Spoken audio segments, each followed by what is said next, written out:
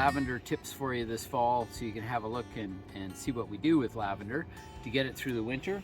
And you can see these beautiful lavenders here. They've been just blooming all summer, and they've got quite a few little blooms coming on them, but they're pretty much done for the year. But what we want to do as far as getting them through winter is, I don't really like to prune them very much. I just like to sort of take off these flower heads off the top before winter, and I nip into it a little bit, but I'm not really cutting too much. And what the goal is actually to trim it into this perfect dome shape. So get down to where the foliage is, and then trim it nice and round so that it looks attractive in the landscape for the winter. But I don't really want to cut it back too much in the fall, because I don't know how this plant's going to react to the winter. If we have a severe winter, especially if there's no snow, the plant is exposed. They are actually evergreen, so they're exposed to the elements.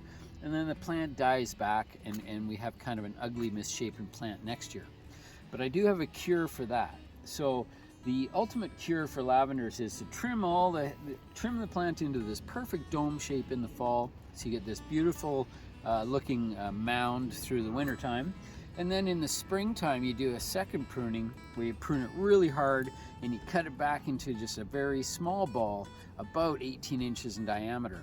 I've actually got some pictures I'll put here at the end of this video so you can see what that looks like.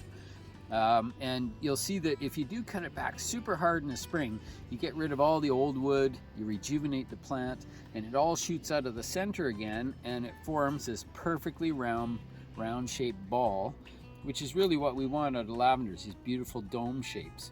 When they get old and the wood gets really thick, it's not a very good thing. So we like to trim out some of that really old stuff and just cut it back very hard. So spring, cut them back hard. Fall, just a light trimming to make them look tidy for the winter. So that's basically it for lavender. And remember that they don't like to be in a wet location over the winter, so they like to have free draining soil. They prefer to be a bit on the dry side all the time, so they're quite drought tolerant. They're also deer resistant. We're just going to have a quick trim here.